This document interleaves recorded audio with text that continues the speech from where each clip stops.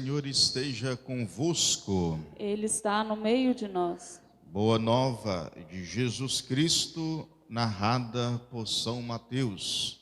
Glória a vós, Senhor.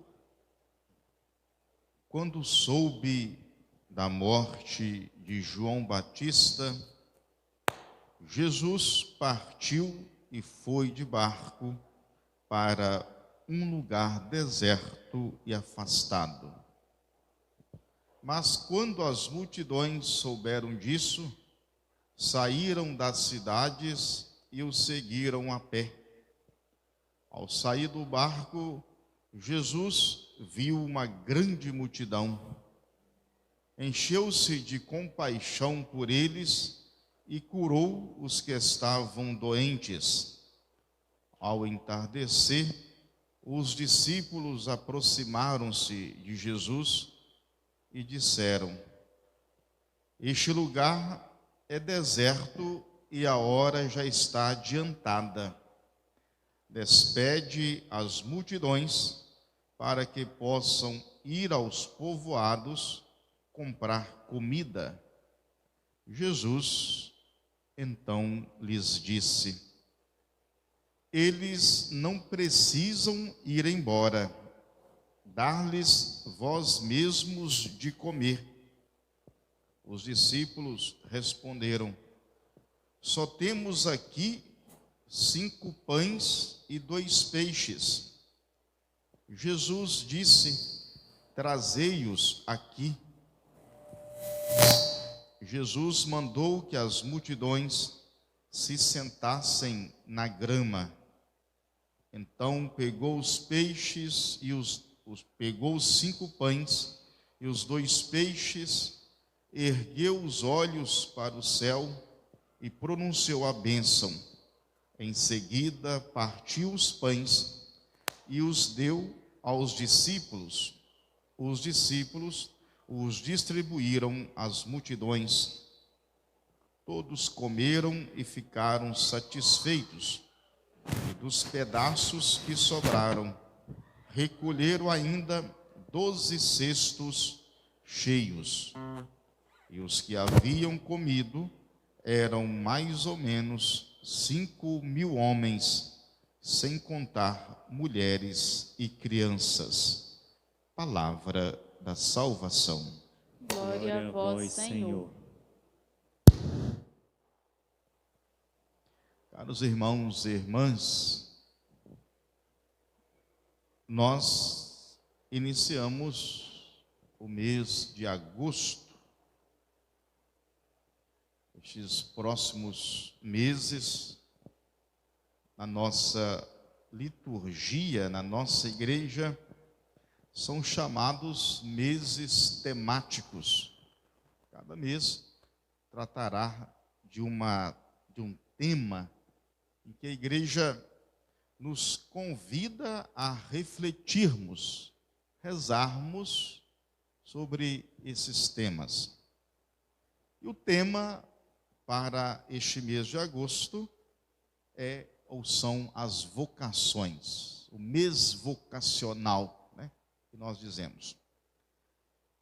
E neste mês, portanto, nós iremos rezar,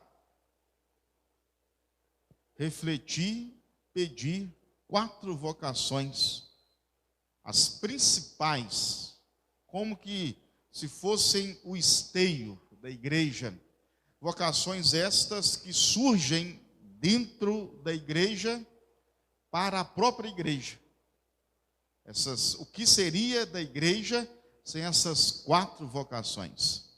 Então, hoje, neste primeiro domingo, nessa primeira semana, somos chamados a rezar pelas vocações sacerdotais, os ministros ordenados, e aqui inclui os diáconos, padres e bispos.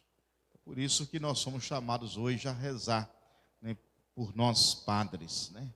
Pensar naquele padre que te tornou cristão, pensar naquele padre que te batizou, pensar naquele padre que trabalhou na sua paróquia, pensar naquele padre que encontrou dificuldades na sua paróquia, pensar naquele padre que também é realizado, satisfeito, né, na sua paróquia. Então, supliquemos ao Senhor que envia vocações sacerdotais para a nossa igreja, para que assim nós podemos comungar do melhor que é a Eucaristia.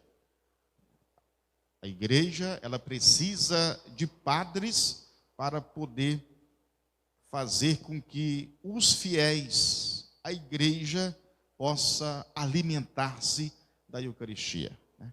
Então, que Deus nos conceda a graça de vivermos santamente o nosso ministério ordenado. E aqui, lembremos, né, como falava, de inúmeros padres que passaram por esta paróquia e o nosso diácono permanente, Renan, que Deus o ajude a testemunhar o reino na sua família, neste corpo que é a nossa arquidiocese.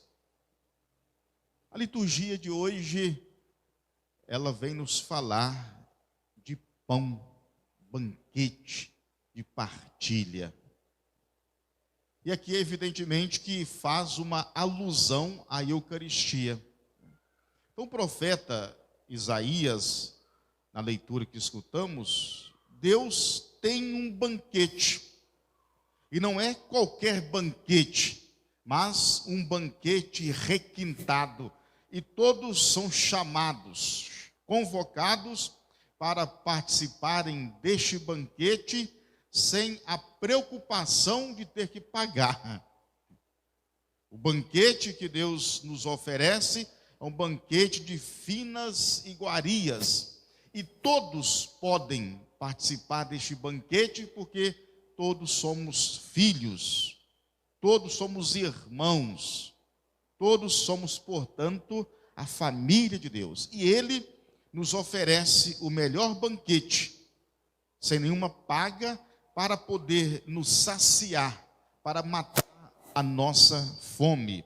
Então assim diz o texto: ó vós todos que estáis com sede, vinde às águas, vós que não tendes dinheiro, apressai-vos, vinde comei, vinde comprar sem dinheiro, tomar vinho e leite sem nenhuma paga. Às vezes, isso que é o banquete ideal, né? Hoje, nós mudamos muito os nossos banquetes.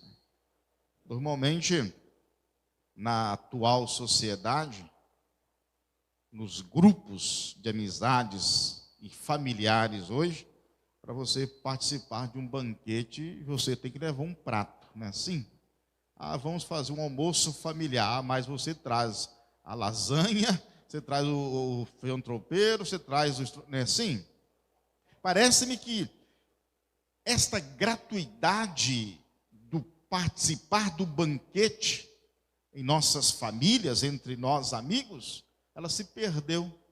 Parece que para eu participar do banquete com alguém, eu tenho que pagar, levando o que eu vou comer, né?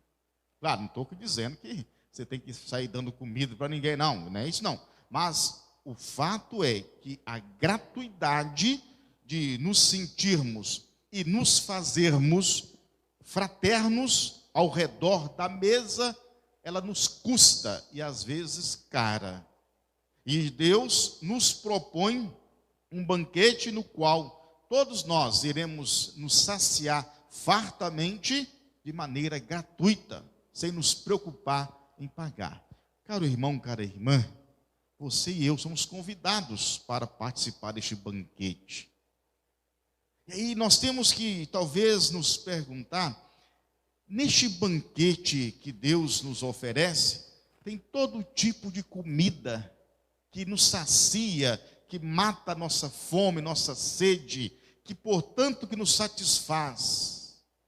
Talvez nós poderíamos aqui estar nos perguntando, se eu participasse deste banquete de Deus, eu desejaria matar qual fome, ou que tipo de sede, que tipo de situação que eu estou vivendo, que eu me sinto faminto, por estar ao redor deste banquete de Deus, para alimentado desta comida fina e requintada, eu poder me sentir como pessoa humana, feliz, alegre. Caros irmãos e irmãs, quantos de nós que sentimos fome de um banquete do amor? Quantos de nós estamos passando fome de justiça? Quantos de nós sentimos sede de alegria, sede de paz interior, sede de segurança, sede de estar juntos uns com os outros? Mas Deus nos oferece este banquete porque Ele nos ama.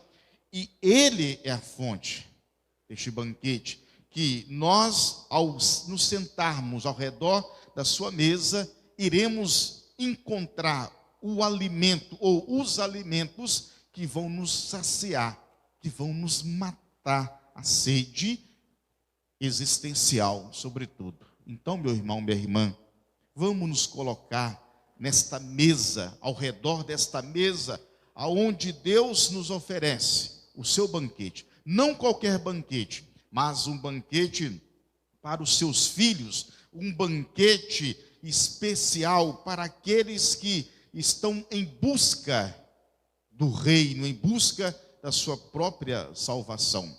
E aí, no Evangelho, Mateus nos mostra Jesus que sacia a fome das multidões.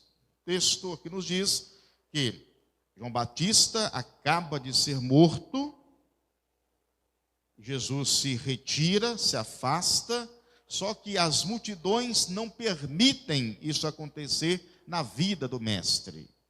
Então, ele entra no barco, aqui a imagem do barco é a imagem da igreja, celebramos o dia do sacerdote hoje, ou a vocação sacerdotal. Jesus que entra no barco, que é a igreja, e ele sente compaixão desta multidão. E ao sentir compaixão, ao sofrer junto com as multidões, ele cura várias pessoas. Ou seja, Jesus que está dentro da igreja e pode curar todas as nossas enfermidades, todas as nossas doenças. Vejamos, irmãos e irmãs, o que Mateus quer nos mostrar, teologicamente falando. Jesus está sempre dentro deste barco, que é a sua igreja, nos oferecendo o melhor, sobretudo a cura para as nossas enfermidades. Quantas pessoas que são curadas dentro dessa igreja? Quantas pessoas que são curadas, saradas dos seus problemas, porque dentro da igreja fizeram ou fazem uma experiência profunda de Jesus, porque sentam-se para escutar o mestre. E alguns que estão dentro dessa igreja com Jesus, mas ao mesmo tempo não sentem a sua presença. Mas ele nunca saiu de dentro da igreja. Vejamos, chega a tarde, os discípulos, preocupados, mandam então que Jesus despeça as multidões. Olha, Senhor, já é tarde, manda este povo embora, comprar comida, porque nós não temos condições, e assim por diante. Só que Jesus, ele devolve o problema para os discípulos. Dai-lhes vós mesmos de comer.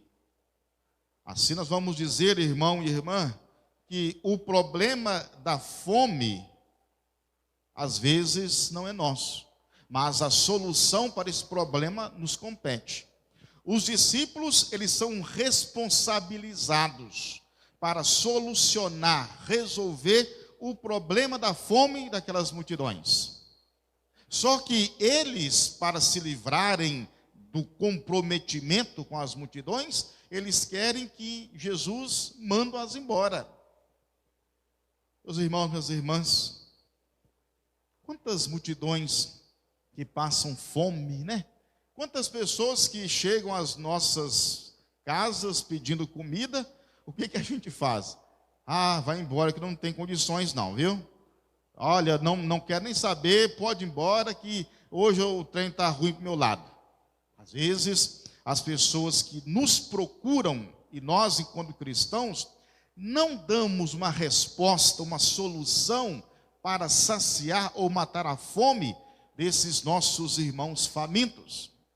Jesus, aí alguém, um dos discípulos, pergunta: temos aqui apenas 5 pães e 2 peixes. O que é isto para essas multidões? Os discípulos olham simplesmente o aspecto material. 5 pães e 2 peixes para mais de 5.000 homens, mais de 5.000 pessoas, né? Não é nada. Só que Jesus, ele não é matemático, o problema é esse. Ele não calcula se os 5 pães vão dar ou não para aquele povo saciar, mas ele tem uma atitude fundamental. Ele pega esses pães, ele manda que todos se assentem na relva, na grama, e ergue os olhos ao Pai. Ele ora, ele reza a Deus. E Deus multiplica, Deus soma aquela pequena quantidade de alimento, uma fartura abundante. Aqui nós vamos perceber, meu irmão, minha irmã, aquele ditado antigo: o pouco com Deus é muito, e o muito sem Deus é nada. Às vezes nós temos em nossas casas uma despensa cheia. Nós vamos no início do mês ao mercado, fazemos uma compra, carrinhos e mais carrinhos de mercado cheios de alimento, mas às vezes a nossa fome não é saciada. Eu sempre digo que nós guardamos muito alimento nas nossas despensas, e alguns alimentos que não alteram em nada a nossa vida. A gente vai lá no mercado, compra um monte de conserva, milho em conserva, azeitona em conserva, e às vezes a nossa família está com fartura, passando fome. Às vezes nossas despensas com fartura, a esposa, o esposo passando fome. Às vezes nossas despensas estragando o alimento, o filho ou a filha passando fome. Então, meu irmão, minha irmã, o que Jesus Cristo hoje quer nos mostrar, que nós devemos olhar para o outro, olhar para o irmão e resolver, dar uma solução à sua necessidade. Neste tempo de pandemia, por exemplo, a nossa igreja, através de cada fiel, está fazendo muito bem isso. Quantas cestas básicas que nós ganhamos? Quantas pessoas que nos procuraram pedindo alimento e que nós nunca as conhecíamos? São pessoas que, na sua necessidade, saíram e saem à procura de algo para alimentar-se, porque a pessoa que passa fome, ela não consegue também rezar. A pessoa que tem necessidade fisiológica, ela não consegue talvez nem acreditar em Deus. Por isso que nós, enquanto cristãos, devemos matar, saciar o irmão, para que ele possa experimentar Deus em nós, experimentar ou sentir Deus na comunidade. E diante disso, meu irmão, minha irmã, quantas pessoas que estão passando necessidade ao seu redor, seus vizinhos, já teve a curiosidade de perguntar ao seu vizinho, ele está passando por alguma necessidade? Às vezes não. Então, a liturgia de hoje vem nos mostrar assim, trazendo para um aspecto da Eucaristia, porque aqui estamos também num contexto eucarístico, mostrar que Jesus, este sacerdote pleno e supremo, que sacia a fome daqueles que vão ao seu encontro. Eu repito o que eu dizia: quantas pessoas que matam a sua fome existencial, as suas angústias, as suas tristezas, as suas depressões, buscando Jesus na Eucaristia. Quantas e quantas pessoas que vão ao encontro do Senhor eucarístico, porque elas precisam alimentar a sua alma. Interessante, neste período da pandemia, muitas pessoas que nos procuram dizendo: olha, eu tenho saudade de ir à missa, eu estou sem comungar não sei quanto tempo. Porque essas pessoas entenderam que a Eucaristia é fundamental para manter-se de pé, para alimentar a sua alma. Assim, meu irmão, minha irmã, vamos nos perguntar como São Paulo: o que está nos separando do amor de Deus? É a tristeza? É a depressão? São Paulo aqui cita uma lista, de coisas que... Quem nos separará do amor de Deus? Tribulação, angústia, perseguição, nudez. Mas o que está te separando? Talvez o que está nos separando do amor de Cristo, de estarmos no meio dessas multidões, seja o pecado. Talvez o que está nos separando do amor de Cristo é a nossa falta de conversão. Talvez o que nos separa do amor de Cristo é a nossa falta de humildade, e assim por diante. Meu irmão, minha irmã, todos nós somos chamados para este banquete. Repito o que eu falava, insisto: nós cristãos não podemos deixar ninguém morrer de fome. E a ganância, a vaidade, a mesquinhez, a avareza, são atitudes desumanas que fazem o ser humano preocupar apenas consigo.